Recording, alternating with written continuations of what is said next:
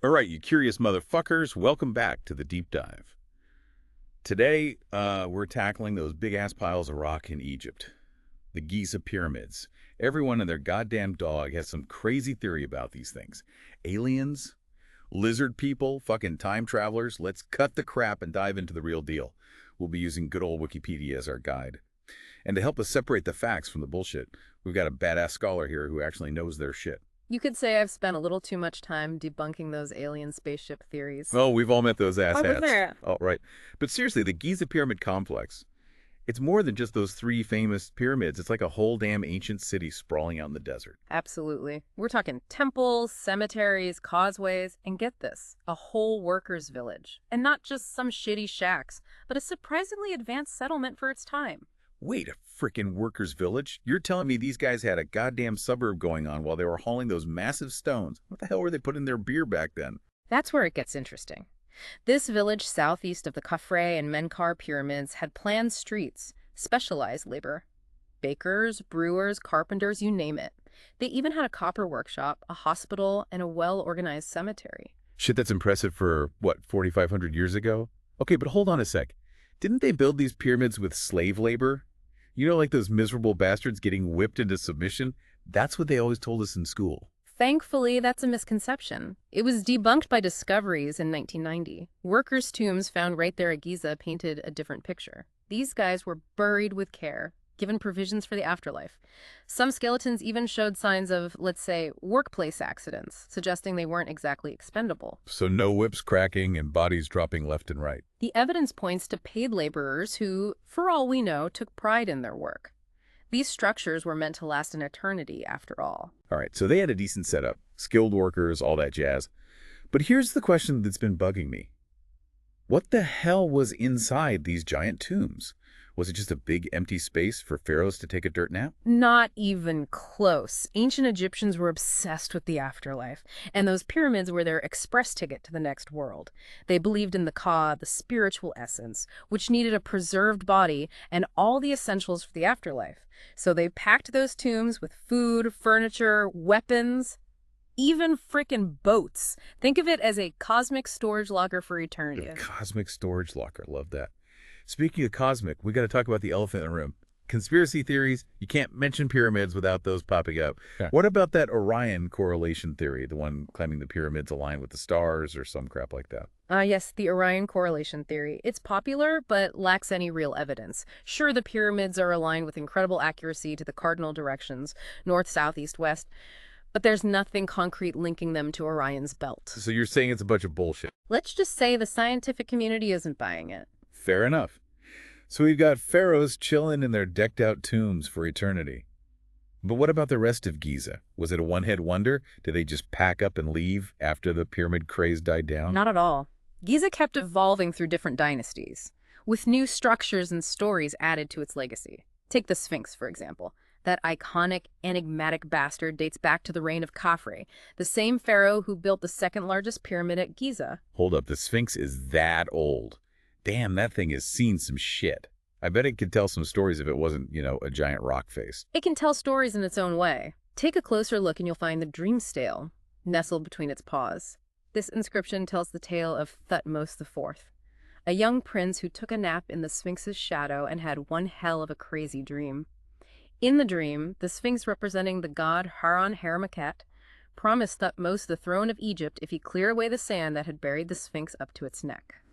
So this prince got bribed with power to do some spring cleaning. Talk about divine intervention. Well, it worked. Thutmose V became pharaoh and, true to his word, dug out the Sphinx and even built a temple nearby dedicated to Haron-Harmaket. That's some serious dedication to dream interpretation. So the Sphinx wasn't just a pretty face, it was a damn power broker. What else was going on in Giza after they finished building those big-ass pyramids? It became a place of pilgrimage, worship, and even royal retreats. Temples were built and expanded, dedicated to various gods. One example is the Temple of Isis, mistress of the pyramids, reconstructed during the 21st dynasty. The Temple of Isis. like the goddess with the wings. Was she a big deal in the whole pyramid scene? Isis was associated with healing, magic, and protection, making her a popular deity throughout Egyptian history. Her temple at Giza suggests a shift toward more diverse religious practices at the site. So it wasn't all about pharaohs and their fancy afterlife digs anymore. Exactly. Giza evolved into a more multifaceted religious center, reflecting the changing beliefs and practices of later dynasties. Fascinating. Okay, so we've got pyramids, a sphinx with a prophecy habit, a whole smorgasbord of temples. Anything else we should know about this ancient metropolis? We've barely scratched the surface. There are intricate networks of cemeteries surrounding the pyramids. These contain the tombs of lesser royals, officials, and even some commoners. Wait, commoners? Like regular Joes who weren't building pyramids or sucking up to pharaohs? It seems not everyone was excluded from the Eternal Party at Giza. These cemeteries are organized into distinct fields, the West Field, East Field, Central Field, and South Field, each with its own unique history and collection of tombs. Sounds like an archaeological buffet. Where do we even begin with all this? Well, each field offers a glimpse into different periods of Giza's history. The West Field, for example, is a treasure trove of information about the Old Kingdom elite. We're talking beautifully decorated mastabas, those flat-topped rectangular tombs filled with inscriptions, reliefs, and even statues. Mastabas. So not quite pyramid-level fancy, but still a pretty sweet eternal crib. They certainly weren't slumming it. Some of these mastabas are architectural masterpieces in their own right. Okay, I'm sold. Let's take a virtual stroll through this Westfield. What kind of VIPs are we talking about? Let's see, we have Cemetery G1200, where some of Khufu's own family members were laid to rest. Then there's Cemetery G4000, the final resting place of Hemiunu, a vizier who played a key role in the construction of the Great Pyramid. A vizier? Like the pharaoh's right-hand man. That guy must have been rolling in it. Hemiunu's tomb is a testament to his status and influence. But it's not just about individual tombs. The layout of the Westfield itself is fascinating. The tombs are arranged along streets and avenues, almost like a planned city of the dead. Damn, those ancient Egyptians were obsessed with organization. They couldn't even let the afterlife be a free-for-all. There's a sense of order and hierarchy even in death, and the Westfield is just one piece of the puzzle. All right, I'm ready to go deeper. What about the other cemeteries? Hit me with some more Giza graveyard goodness. The East Field is another fascinating area, primarily dedicated to those closest to the pharaoh. Cemetery G7000, located right next to Khufu's pyramid, housed some of his wives, children, and other high-ranking officials. We're talking about Queen Hetepheres I, Khufu's mother, Nefertkawisert, his half-sister, Kawab and Hetepheres II, his son and daughter-in-law. Wait, hold up. Kawab and Hetepheres II were married. Weren't those royal families a little too fond of keeping things in the family? Incest was not uncommon among ancient Egyptian royalty. It was often seen as a way to maintain the purity of the bloodline and reinforce their divine right to rule. Talk about a fucked up family tree. It's certainly a complex and, by modern standards, controversial aspect of their culture, but it's crucial to understanding their worldview and the significance they placed on lineage. All right, so the East Field is all about family ties, the good, the bad, and the downright incestuous. What about the Central Field? Any juicy secrets buried there? The Central Field is a bit of a mixed bag, with tombs spanning several dynasties. It's where we find the tomb of Queen Khentkaus I, a powerful figure who may have even ruled Egypt as pharaoh for a time. A female pharaoh. Now that's badass. I guess those ancient Egyptians weren't as patriarchal as we thought. Khentkaus I's reign is still debated among scholars, but her tomb complex, complete with a pyramid, a boat pit, a valley temple, and even a pyramid town, speaks volumes about her status and influence. Damn, she was living large. Okay, so we've got powerful queens, incestuous family drama, and a whole city of the dead. What about the South Field? Is that where they buried all the pyramid groupies? The South Field is a fascinating blend of old and new. It contains some of the earliest tombs at Giza, dating back to the First and Second Dynasties, long before the pyramids were even a twinkle in some ambitious pharaoh's eye. So we're talking pre-pyramid VIPs. What kind of swag did they rock in the afterlife back then? We're talking mastabas, of course, but also some intriguing early forms of burial architecture. Take Mastaba V, for example. This massive tomb contained artifacts bearing the name of Jet, a pharaoh from the First Dynasty. It's a glimpse into the earliest phases of Egyptian funerary practices and the evolution of their beliefs about the afterlife. Damn, that's going way back. So the South Field is like a time capsule, taking us from the pre-pyramid era all the way through later periods. Exactly.